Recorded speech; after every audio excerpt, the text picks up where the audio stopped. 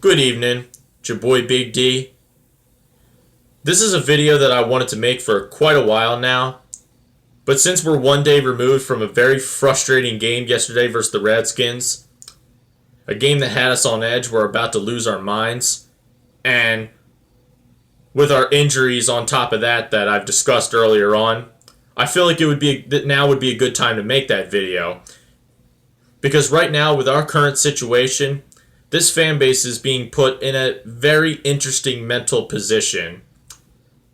Now, what I'm talking about here goes for any fan base, not just the Eagles fan base. What I want to discuss is being an optimistic fan, being a pessimistic fan, and the pros and cons of each. Now, as we all know, an optimistic fan is someone who thinks very positively, who thinks about the good side of things, whereas a pessimistic fan is someone who thinks very negatively, who thinks about the bad side of things. Now, I like to think of myself as someone who walks the line. You know the song, I Walk the Line by Johnny Cash. It's a good song, man. Johnny Cash, one of the legends in the industry. I like to think of myself as very realistic, where I think a little bit of both, you know what I mean? But anyway, I'll discuss being an optimistic and then pessimistic, and I'll go into details about being a realistic fan. Alright. An optimistic fan, like I said before, you're thinking very positively. You're looking at the good side of things. You go into every season thinking, you know what? We can be a 10-6 team. Sometimes you could be even overly optimistic for your own good. You can end up thinking to yourself, you can think we'll win the Super Bowl. You'll think we're a 12-4 team.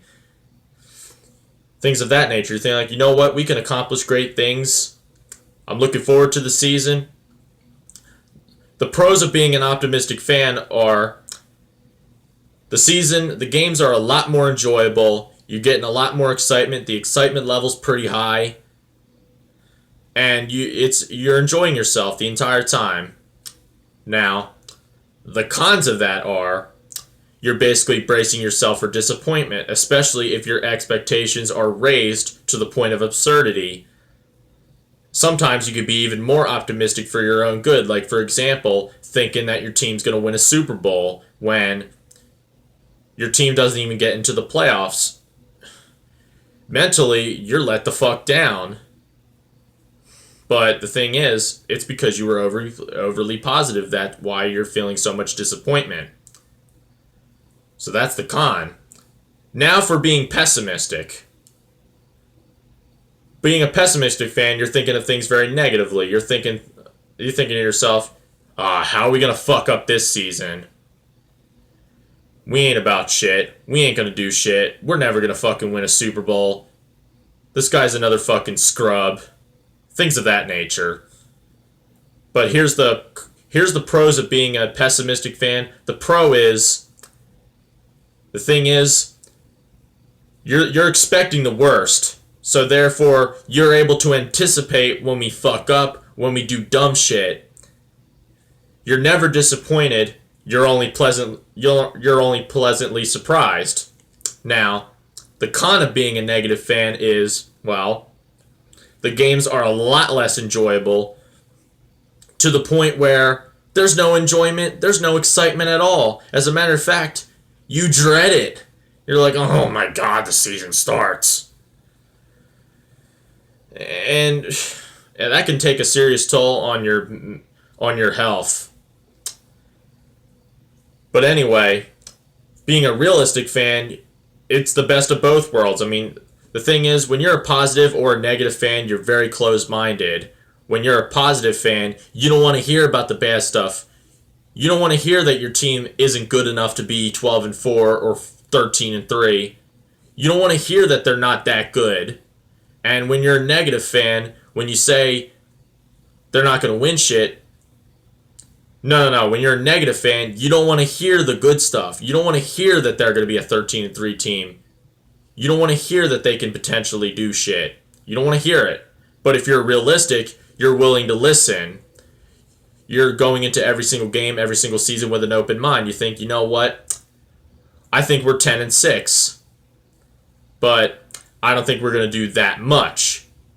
Basically, keeping your expectations very realistic, keeping your expectations very moderately, not too low, not too high.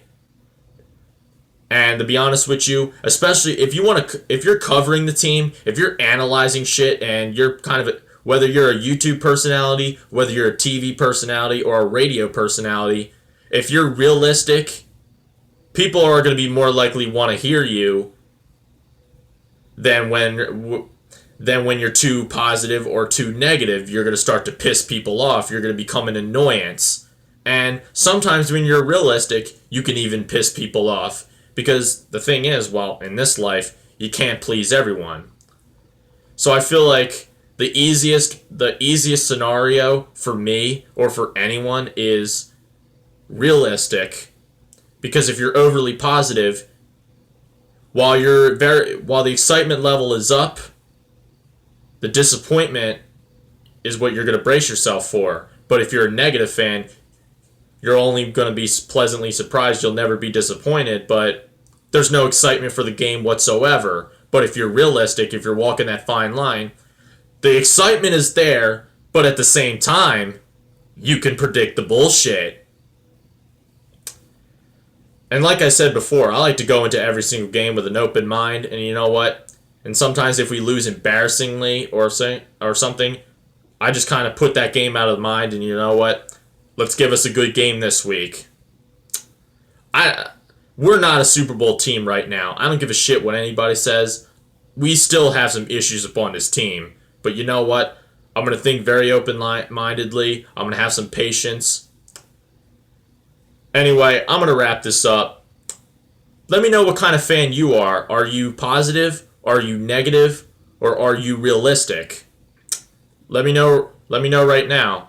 Like the vid, subscribe to the channel, share it with friends. Follow me on Twitter and Instagram.